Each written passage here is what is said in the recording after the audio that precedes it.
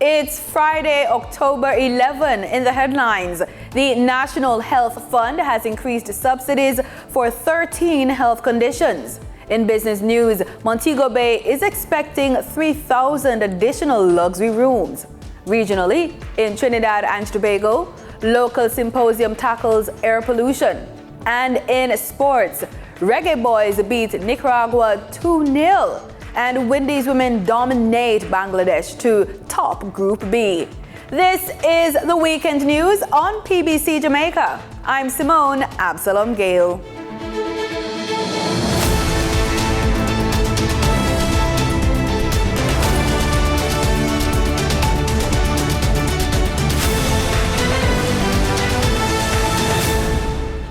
Qualified Jamaicans can now access increased subsidies on medication used to treat 12 of the 22 medical conditions covered by the National Health Fund. The NHF has announced that claimants of the HbA1c diagnostic test will also enjoy increase in subsidies. According to the NHF, subsidies have increased for epilepsy, glaucoma, rheumatic and ischemic heart diseases, hypertension, sickle cell and thyroid diseases, diabetes, lupus, breast and prostate cancers, arthritis, and major depression. It says the boost in coverage is expected to cost the fund $269 million for the remainder of the financial year ending March 2025. The adjustments in the subsidies come as the NHF seeks to raise its current average subsidy rate to 50%. Chief Executive Officer Everton Anderson says the number of subsidized medication was due to continued analysis done by his individual and benefits research department.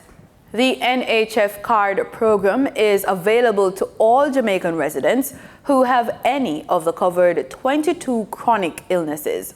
Over 450,000 Jamaicans have access to the program. Mayor of Kingston and St. Andrew, Andrew Swaby, says his team is working to provide aid to homeless people in his parish.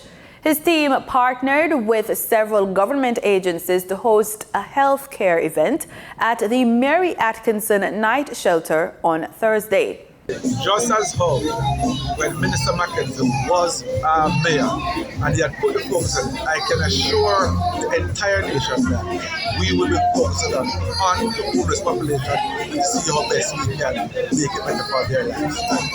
His Excellency Mayank Joshi, the High Commissioner of the Republic of India to Jamaica, attended the event and gave remarks. He says his country is committed to expanding the areas of partnership with Jamaica beyond economic and development. We are looking at partnership not only in economy and development, but also in sectors which are very important, such as healthcare and education. We signed 4 memorandum of understandings, including in culture and sports. And I'm sure that this relationship will continue forward on stronger terms in the time to come. Clients of the shelter accessed services from the Registrar General's Department, the Ministry of Health and Wellness, and other agencies. The Jamaica Cyber Incident Response Team, JCERT, is working on a program that will see an increase in cybersecurity awareness in schools across the country. Head of Jamaica Cyber Incident Response Team, retired Lieutenant Colonel Godfrey Sterling, says the plan is to infuse the information into the curriculum. He shared the plan at the launch of Cybersecurity Awareness Month at this week's post-cabinet press brief. The month-long activities aimed at spreading cybersecurity awareness will include a symposium, an open day, and a hackathon that will include students from universities across the island. JCERT's boss says The plan is to get the lower end of the education system involved. The primary schools, the high schools, we have to be disruptive if we're going to bridge that skills gap. We cannot focus on the formal 4-year or 2-year degrees, but we have to ensure that persons who have the aptitude, skill, and interest can be facilitated to do this. The month-long movement will have activities for each week. Week 1 will look at information storage. We're looking at whether or not we continue to secure our services on our premises or using the cloud. Now, when we think about the cloud, it seems like a very easy solution to all our challenges. But the cloud is just somebody's computer somewhere else. And when we talk about government, we have to think about jurisdiction and the sensitivity of the data that our ministries, departments, and agencies treat with, and whether or not we want to put that in another country.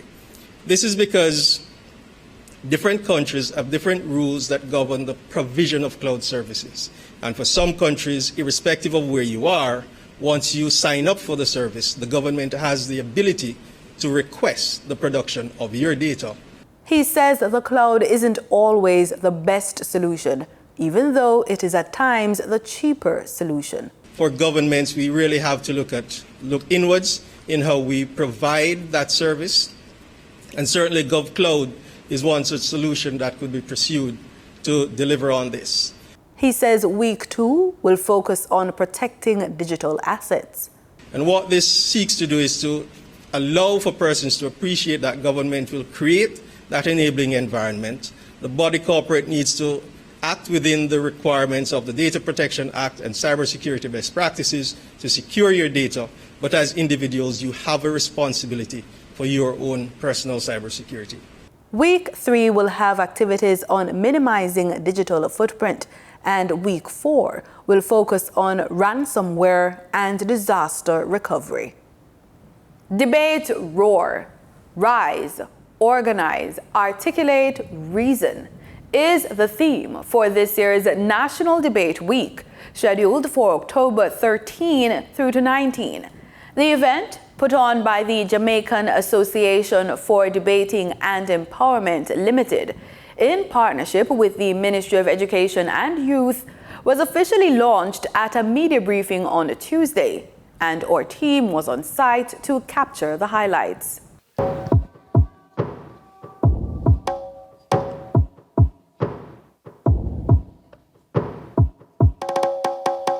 up your ears, let me tell you something, and listen how the debate is transforming.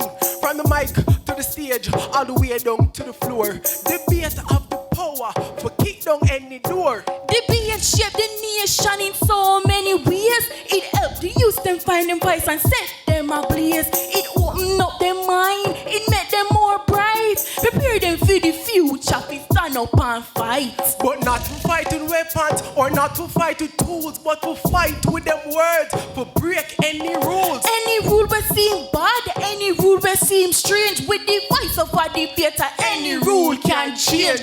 It is my absolute delight to welcome you all to the launch of National Debaters Week, NDW 2024, guided by the theme, yes, round of applause, yes, guided by the theme, Hear Me Roar. Now, NDW 2024 is all about celebrating the power of debate and its ability to sharpen minds and foster critical thinking, and most importantly, shape you as our future leaders for tomorrow. I just want to charge you, as I know you already know, and as your moderator has so eloquently established earlier, that your words have power. In a society where we're very nonverbal, and we see the negative effects of that, we are reminded that our words have power. Power to heal, power to hurt, power to inspire, power to encourage, power to transform lives and to change the world, which is what we are after. The theme of the collaboration between Jade and the Ministry of Education is Debate Pulse. Debate Pulse. And Debate Pulse stands for Promoting Understanding, Leadership and Speech Empowerment. And you'll hear a lot more about that. Now, all of those themes and ideas and acronyms embody the mission that we are on today and for the rest of our lives. It's about self-improvement, development of our country, and making the world a better place. It is a resounding call to action for Jamaica's youth, urging them to embrace the tools of debate, critical thinking, which is, as you know, is a 21st century skill, and purposeful communication, another, as you carve or craft the path towards a brighter future. Today's event is a movement, a nationwide initiative that will equip our youth with the skills they need to lead. We've come a long way, standing in a strong way. One Jamaica, one more year. God's mercy's near is like a breath of fresh air. So let's send up some praise and thanksgiving in the atmosphere. If you're sitting and you feel like standing, don't make nobody stop you. Hey, we've come a long way, standing in a strong way. We never give up on God, cause him not give up on we. Out of many we are one, one nation, one family. We activate rising faith and joyfully celebrate one Jamaica. The time.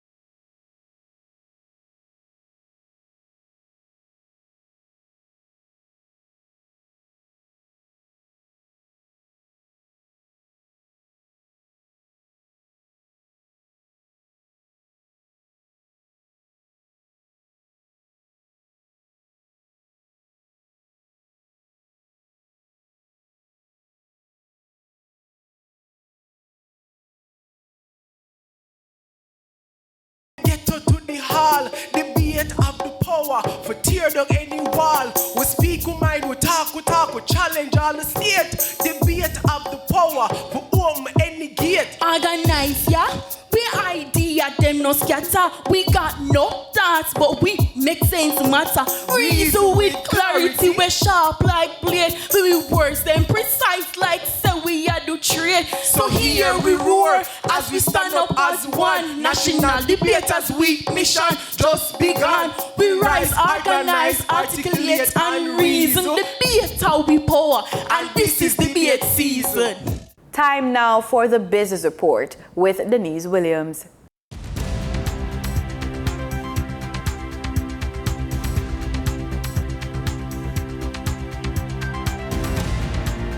Good day, everyone, and thank you for joining us on the Business Report. I'm Denise Williams, your guide to the latest happenings in the world of business.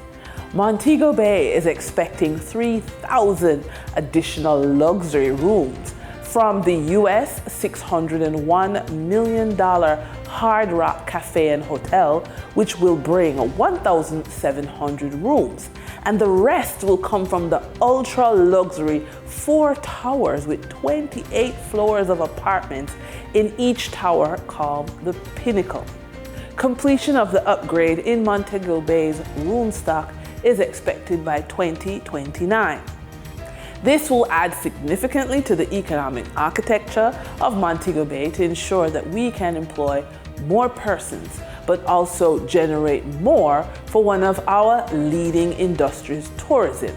It will ensure that as a local economy, we are competitive on a global scale, said Councillor Vernon, who was speaking at an infrastructure development tour of the parish on October 8th. The demands for greater productivity from the labor force means that persons are expected to upgrade themselves to meet targets.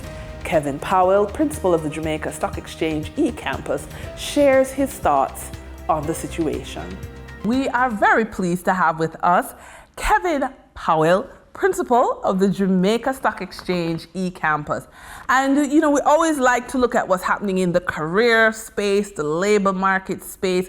And so, Principal Powell, why is it important for professionals to invest in their financial education, particularly in the financial industry that's moving so quickly? FinTech is here. What do you have to say? All right, thank you for having me, Denise. And so why is it important for professionals to invest in financial education is what this question you've asked.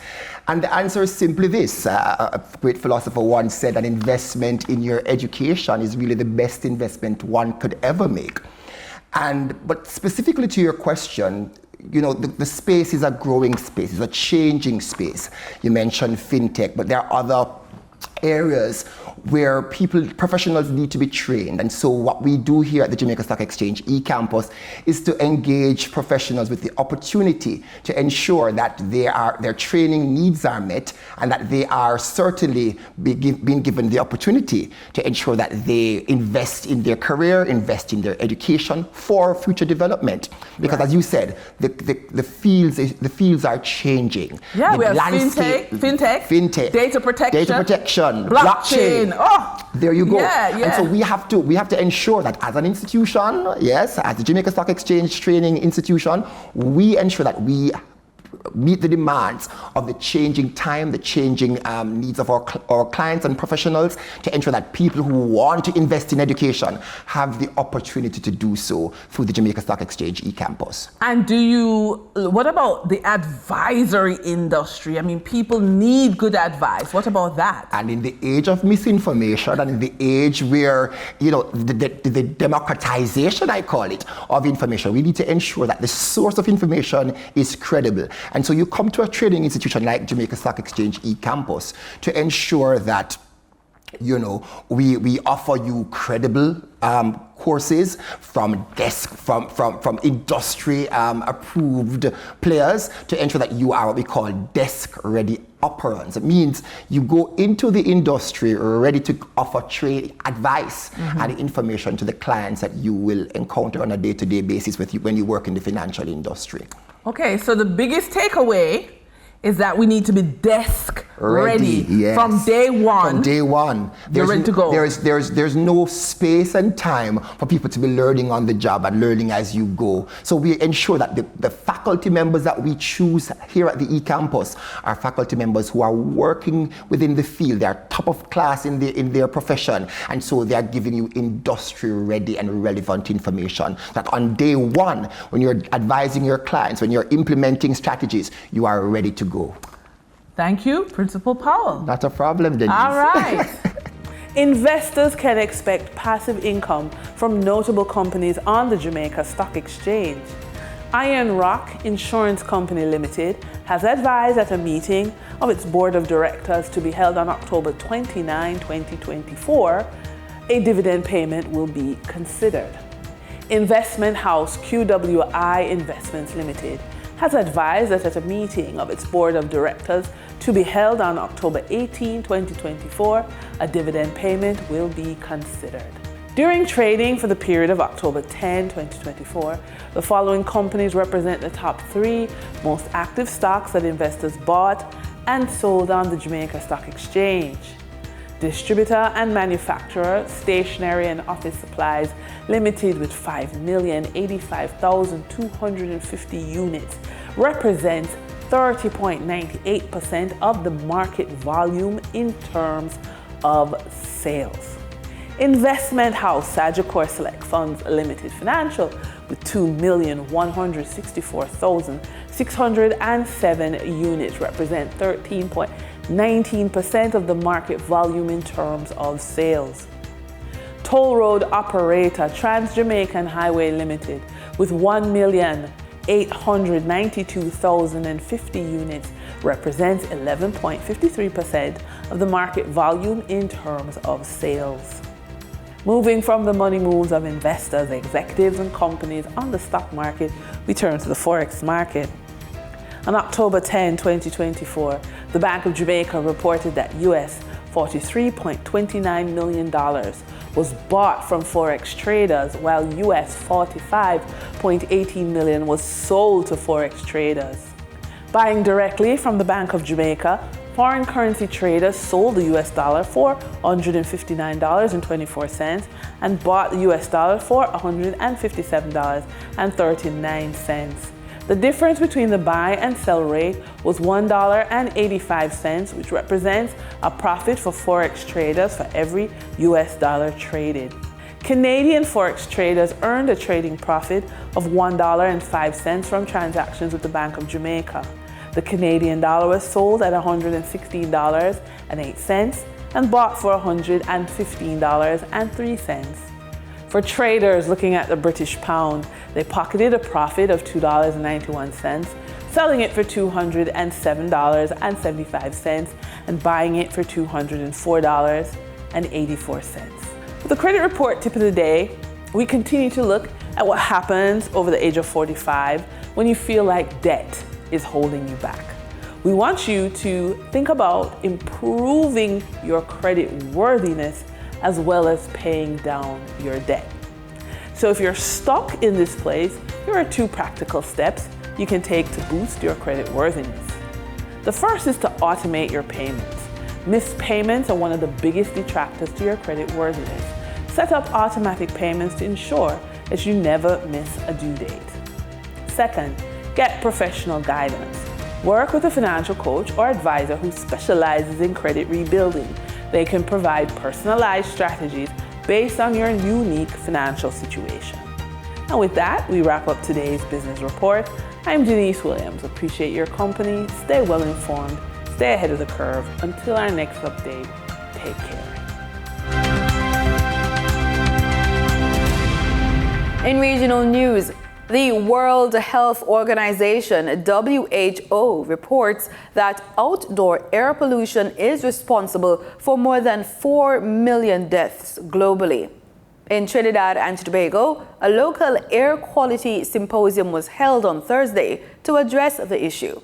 The event was organized by the Environmental Management Authority, the Ministry of Health, and the Pan American Health Organization, in partnership with the WHO.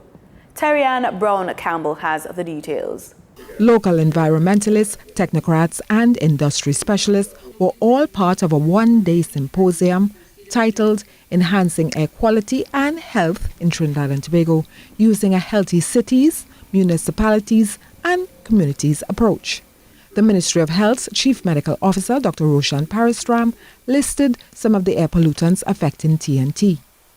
That air quality has a direct and profound impact on our lives.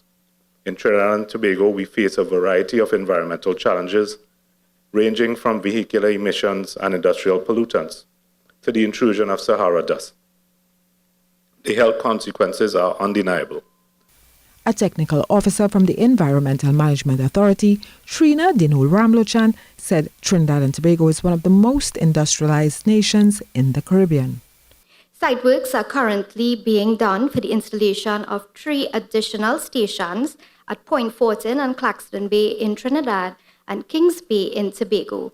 And this will complete the National Ambient Air Quality Monitoring Network, equipping it with 10 stations. The other 7 stations are located across the country and in Tobago. The highest annual average was Point Lisa Station with 13 micrograms per meter cube, and this exceeded the 2021 World Health Organization air quality guidelines. The objective of this one-day symposium was to enable action to improve air quality and health across Trinidad and Tobago. Terry-Ann Brown-Campbell, TTT News. Belize joined in celebrating National Taiwan Day on October 10 as longtime allies come together for the Taiwan Expo 2024. The event marked 35 years of friendship between Belize and Taiwan.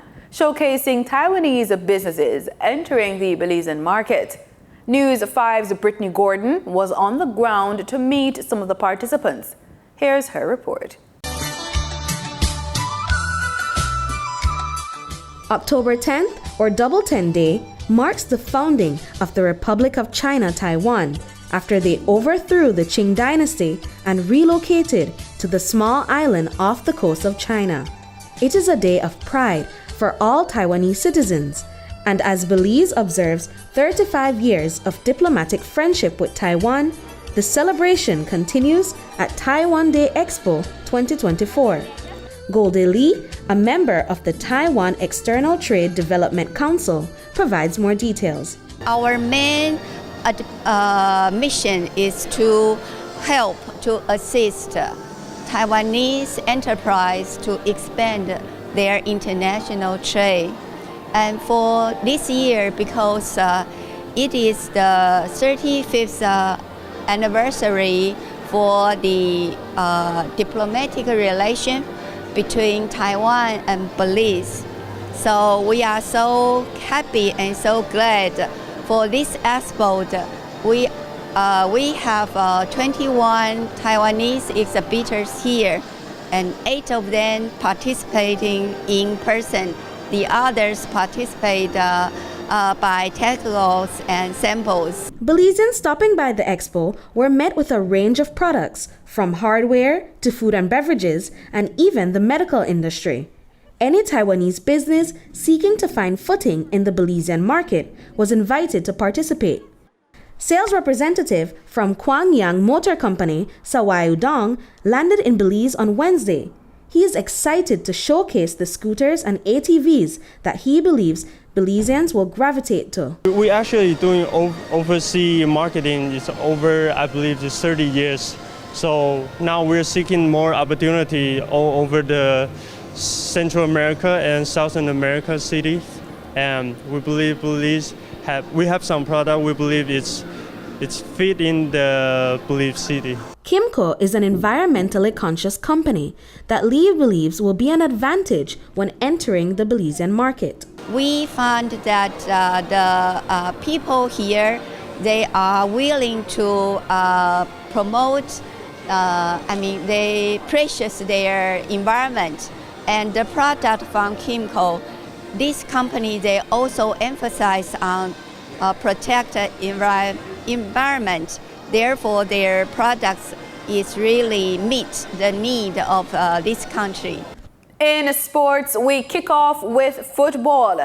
Jamaica's Reggae Boys took over the league in Group B of the CONCACAF Nations League A after a comfortable 2-0 win over Nicaragua in their top-of-the-table game played at the National Stadium in Managua on Thursday. A first-half own goal and a second-half tap-in from Mario Williams saw the Reggae Boys improve to 7 points, one more than Honduras, who beat French Guiana 3-0 earlier in the day. The loss snapped Nicaragua's 14-game unbeaten run in the Nations League as the Central American side slipped to third in the group on 4 points. We turn to cricket now as the West Indies women surged to the top of Group B in the ICC Women's T20 World Cup with an 8-wicket win over Bangladesh. Player of the match, Karishma Ramharak, starred with 4 wickets for 17 runs, restricting Bangladesh to 103 for 8. Hayley Matthews then led the chase with 34 of 24 balls as the Windies reached 104 for 2 in just 12.5 overs. Bangladesh's batters struggled throughout, with only captain Nijar Sultan scoring 39. Matthews and Stephanie Taylor set the foundation with a 52-run partnership, and Deandra Dottin sealed the win with 2 consecutive sixes. West Indies will face England next in their final group match. And that's it for the weekend news on PBCJ. You can follow us on our social media platforms at PBCJamaica. Thanks for watching.